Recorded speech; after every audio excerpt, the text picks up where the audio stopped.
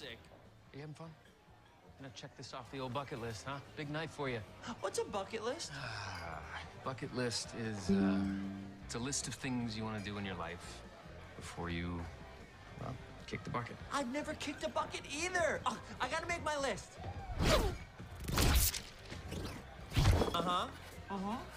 Oh, Sonic.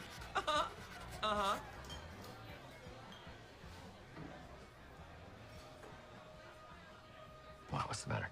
There's so much stuff I've never done. And now that I'm leaving Earth forever, I guess I missed my chance.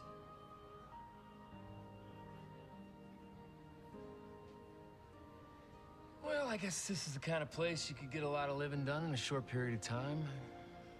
Suppose we can spare an hour? What? You're gonna bucket list with me? Sure, why not? You won't regret this. I'm pretty sure I will.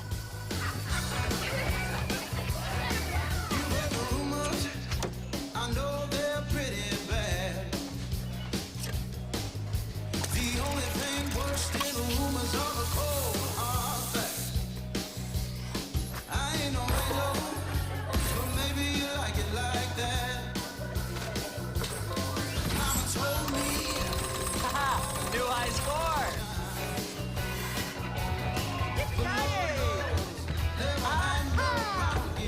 Wait a second, is this boat missing a head or does it have two butts? Baby, if you wanna get lost. This is easy. Yeehaw! There you go, I'm a cowboy, baby! I'm okay!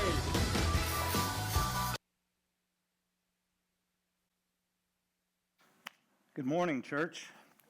If you didn't know that, that was a Sonic the Hedgehog movie. And this morning we're going to be talking about priorities.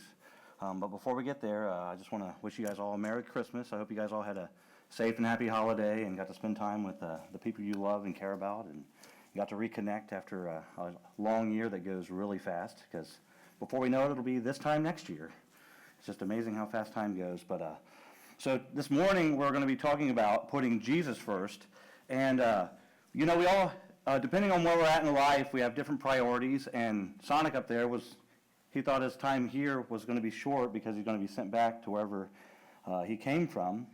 And so he wanted to make sure that he got to experience certain things in his life here, and that's kind of what we're going to be talking about. And like I said, depending on where we're at in life depends on where and what we choose to do and how we choose to do them. And sometimes you always have those surprises where we can't, circumstances happen, so we can't always count on certain things going the way we plan. So, and how we work out those circumstances and how we respond to them is kind of what happens. But we're going to be in the book of Matthew, and we're going to be in chapter 16 verses 13 through 20. And the first point we're going to be talking about is where should our priorities be found? And for me, as growing up and stuff, and the struggles that I had growing up in life, adjusted my priorities as an adult. It's like, okay, I know most of the things that I experienced, my parents taught me what not to do. And so if something was to happen, I'd face it and I'd be like, okay, what would they do? And I'm going to do completely the opposite. And so a lot of times it's like that. It's like that kid that's got you got two kids and they have an alcoholic father, and one kid says, you know, I'm an alcoholic because my dad was, and the other one says, I'm not an alcoholic because my dad was. So, and it's all about perspective and priorities. But so where should our priorities be found? So we're going to be reading in Matthew chapter 16. And it says this, when Jesus came to the region of Caesarea Philippi, he asked his disciples, who do people say the Son of Man is? And they replied, some say John the Baptist, others say Elijah, and still others Jeremiah or one of the prophets. But what about you, he asked, who do you say I am? Simon Peter answered, you are the Messiah, the Son of the living God. Jesus replied, blessed are you, Simon, son of Jonah, for this was not revealed to you by flesh and blood, but by my Father who is in heaven. And I tell you that you, Peter, and on this rock I will build my church, and the gates of Hades will not overcome it. I will give you the keys of the kingdom of heaven. Whatever you bind on earth will be bound in heaven, and whatever you loose on earth will be loosened in heaven. Then he ordered his disciples not to tell anyone that he was the Messiah. So point one is revealed in this scripture, and our priorities most of the time in our lives are found in the things that we've experienced and how the direction that we're going. But in this, when Jesus asked, "Who do you say that I am?" it was revealed to Peter through God, because only he can reveal himself to us. We are not capable of our eyes being opened up to those sort of things, because we're a mere man, and it says that in man, when we were created and born, there's darkness within us, and we live by that darkness, and we make ourselves our first priority.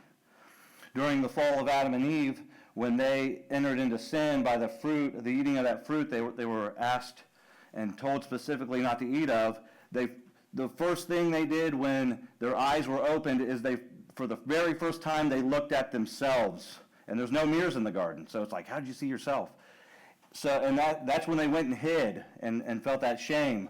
But through Jesus, God the Father revealed that Jesus is the Messiah, and he revealed that to Peter, and Peter opened up his mouth like he always does, and spoke ahead, and speaking the things of God. But then Jesus, after he explains these things, he then commanded them not to say anything, because he wanted God to be revealed through Jesus when the time was right, and not to be revealed by man.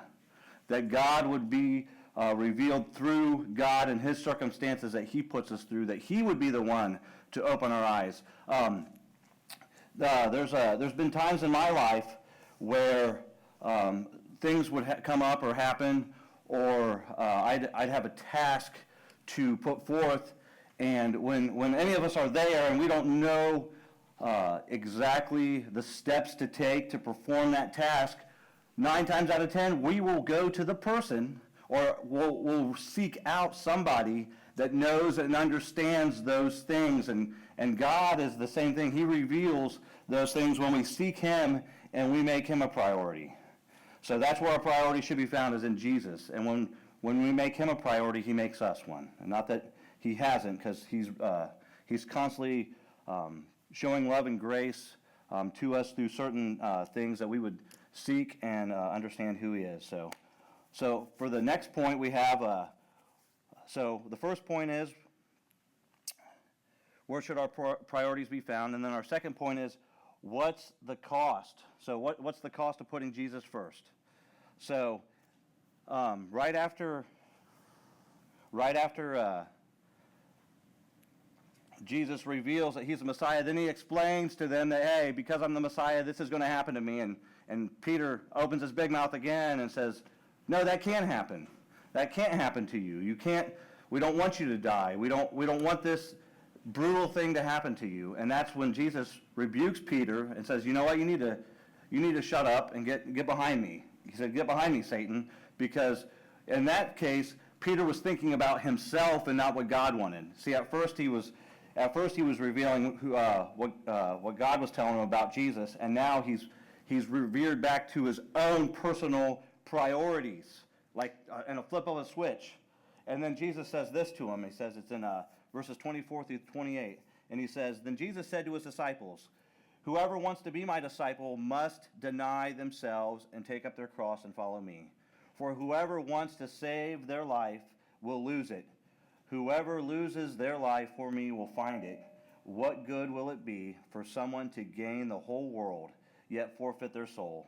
Or what can anyone give in exchange for their soul? For the Son of Man is going to come in his Father's glory with his angels, and then he will reward each person according to what they have done. See, Jesus knew the cost of what it was to reach us. He knew, because God had revealed it to him. But there's many times when we make decisions and priorities, we measure the cost. Okay, what's the sacrifice going to be here when like I know with my wife and I, we put our kids first. It's like, okay, when we're scheduling out our day or our week, we prioritize, okay, this kid needs to be here at this time, and this kid needs to be here at this time. How are we going to do this? How are we going to set up meals to make sure they're fed? How, if we're going to be home late, are we going to get dinner while we're out? Or we're going to try to eat before we have to leave? Or how are we going to fit all this out? And we measure things at a cost, and big and small. We all adjust things based on the cost of the priorities. Well, what Jesus is asking us to do is to deny ourselves and pick up our own cross. And what's so cool about this? I listen to this hip hop group. I've been listening to them probably for about 10 or 15 years now. They're from Columbus, Ohio. They're two brothers.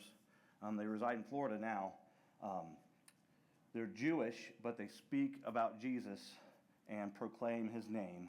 And they have this song that they sing where one of them is in a destitute. They're like totally destroyed. They're just torn down by the way people talk to them, the way they're treated at work, the way life is just not going the way that they had planned based on how they set things up. And so they're just praying, and all of a sudden, in this vision, they show up in front of the shed, and here comes Jesus, and Jesus is like, hey, what's going on? What's he's like, man, this cross that you gave me is too heavy for me to bear. I need to exchange it. And so Jesus is like, okay, you want to exchange this cross? Come with me. We'll go in the shed, and we'll walk around. And as this guy's walking around with Jesus through the shed, there's thousands of crosses in this thing, and they're looking at each one, and he could see the burdens that each person carried based on this cross, these crosses that he's looking at. And then as he's walking through the shed, all of a sudden he sees this one in the corner. It's like, oh man, this one's perfect. This is the perfect cross for me. And then Jesus reveals to him, he's like, hey, that's the cross you came in here with. See, God doesn't make mistakes at all. The burdens and the things that we have to face in life, He has set up, but He has also given us not necessarily an exit, but more or less the strength and the endurance to withstand and persevere through those things. And so the cost is, you know what? When we put Jesus first and others second and ourselves last, God's got us. He won't forsake us or leave us. He's there for us. So and then the last point that I have for you this morning is, how do we respond to these things? How do we respond? And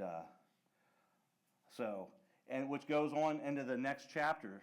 You see, the way the disciples responded, we kind of don't understand based on the text, because it doesn't really explain the perspectives in that way of their emotions and the way the disciples have felt about Jesus.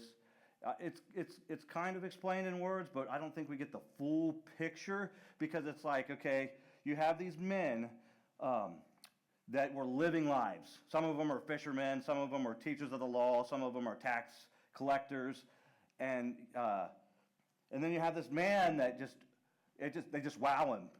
They're like, oh man, you just totally wowed me to where I don't know what to say, I don't know what to think. I can talk amongst my peers about it, but if I say anything to you, you're going to put me in my place, in a sense, with love and truth and compassion. And these men all left. It said they forsook all to walk with Jesus.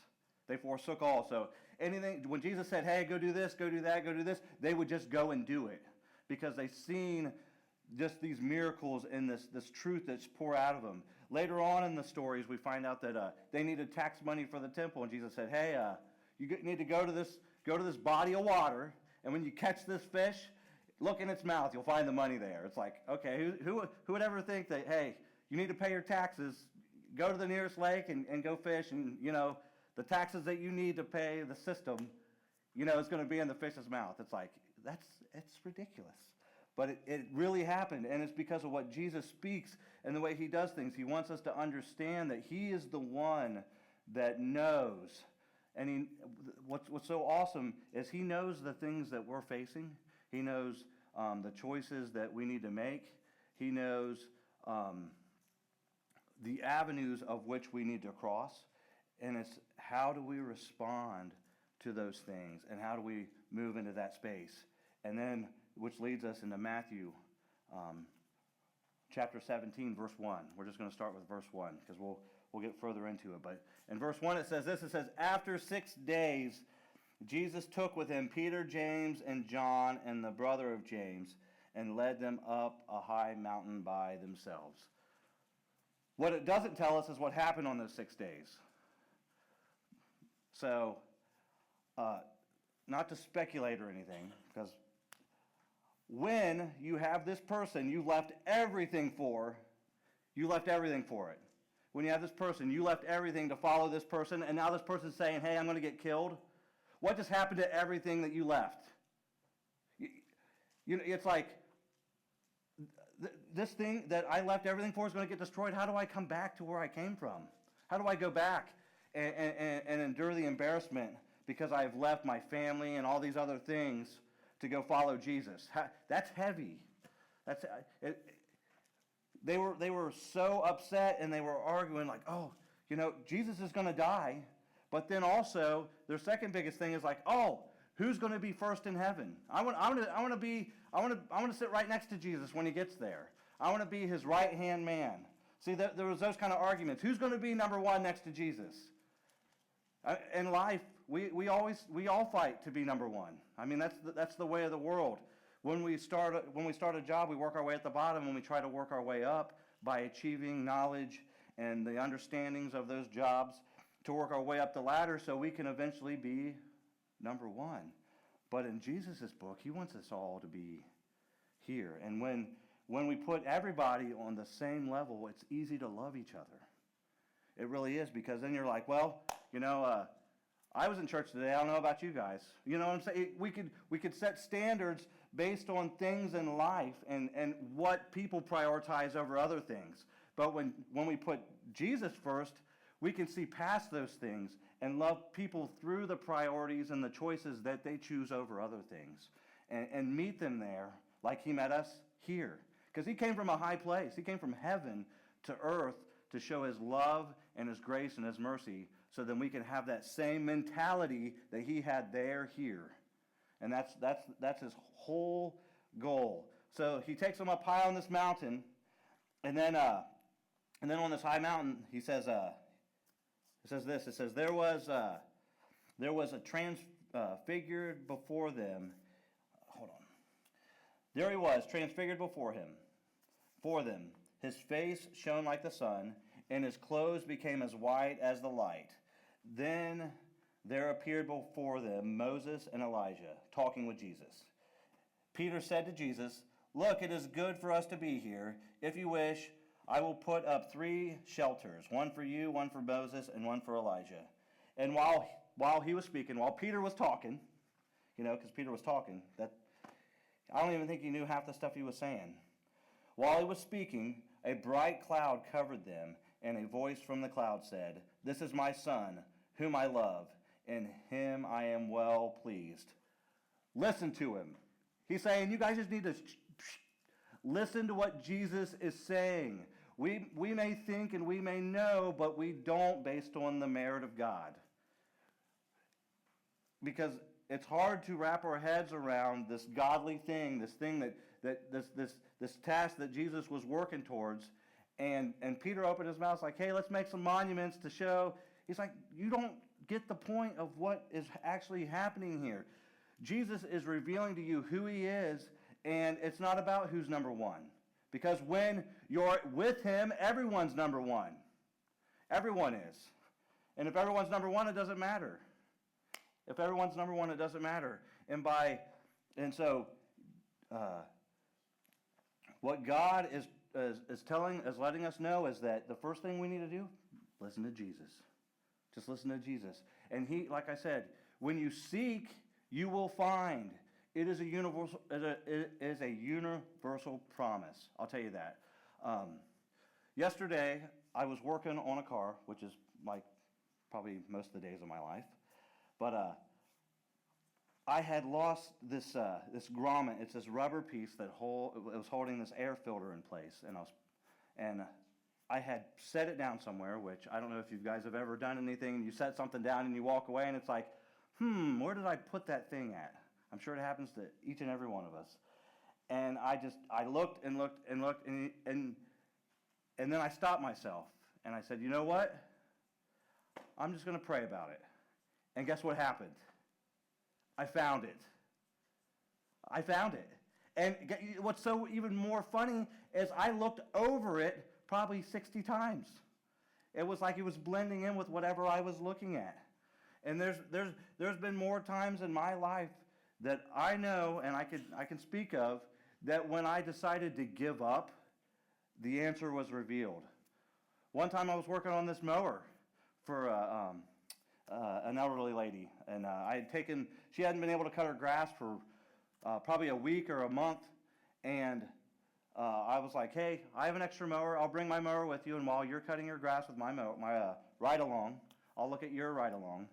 And I looked at it, and we couldn't figure out why it wasn't turning on. And then as soon as she got finished cutting the grass, I was like, you know what? I just give up on this thing, and I put my hand down and pushed down on the lever because it had these levers that you moved up because it was a zero turn. As soon as I pushed those levers down, it engaged the neutral safety switch, and the thing turned on. As soon as I gave up. So my whole thing is, don't give up to the point you're going to walk away, but give up to the point to where you trust in Him to have those priorities line up in your life. He doesn't want us to be quitters. That's not what I'm saying. What I'm saying is He has this path and these avenues for each one of us, because there's only places that I can go and the things that I can do that you can't, and there's things that you can do that I can't, and He has the same exact amount of gifts in and through those things for everybody, and He wants us to make Him a priority and use those things in and through Him. So, as we get ready to close, we're going to be singing a song if the band wants to come up. We'll be singing the song called Build My Life. And Jesus wants us to build our lives on that foundation. He says His foundation is rock.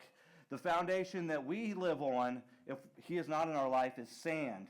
And sand is shifting. It's not solid. But when you build your life on a rock, when the wind and the waves and the storms and the floods come, the things that are on that rock will not be washed away. It will not be shaken. It will not be shaken. And it says this in the bridge. It says, I will build my life upon your love. It is a firm foundation. It's firm. It ain't going nowhere. It's solid. I will put my heart in you alone, and I will not be shaken. And why won't we be shaken? Because where we're putting our life and our love for Him, making Him the priority. And then guess what? He takes care of the cost because He already paid it all. He already took care of the cost. And so how are we going to respond? And when we respond in praise and worship to Him, let us praise. Let us pray. Let's bow our heads. Heavenly Father, Lord, I thank You for the opportunities that You give each and every one of us to serve and to live, Lord. I pray as we walk this next year to come, Lord, we may set up New Year's resolutions or these other priorities, God. I pray that as we start this new year in a few days, Lord, that You would be the first priority in our life, that You would help guide and direct our choices. I know things are going to be coming, circumstances happen. We are not in control of those things, God, but help us to be the response of love through those circumstances, Lord. Help us to not worry or trust in ourselves, God. Help us to seek out You and who You are and what You're about, God. You know us better than we know ourselves. So, God, I just pray that we could embrace that and then apply it to our lives and share with those who don't know. Make us bold this year, Lord, in love and in truth. And I ask these things in Your name. Amen.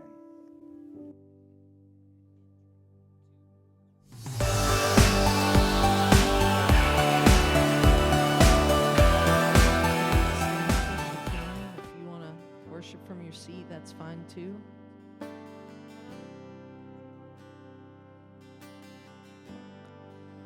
Worthy of every song we could ever sing,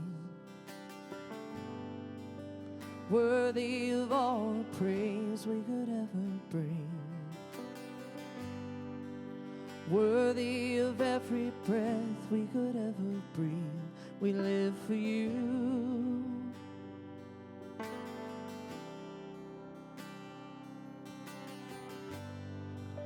Jesus, the name above every other name. Jesus, the only one who could ever save. Worthy of every breath we could ever breathe. We live for you. Oh, we live for you. Holy, there is no one like you. There is none beside you. Open up my eyes and wonder and show me who you are, and fill me with your heart and lead me in your love to those around me. Sing worthy of every song, worthy of every song we could ever sing, worthy of all the praise we could ever bring, worthy of every breath we could ever breathe. We live for you.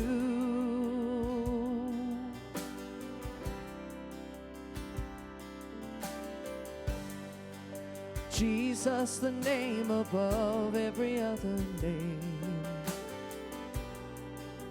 Jesus, the only one who could ever save. Worthy of every breath we could ever breathe. We live for you. Oh, we live for you. Holy, there is no one like you. There is none beside you. Open up my eyes and wonder and show me who you are, and fill me with your heart and lead me in your love to those around me. Holy, there is no one like you. There is none beside you. Open up my eyes and wonder and show me who you are, and fill me with your heart and lead me in your love to those around me.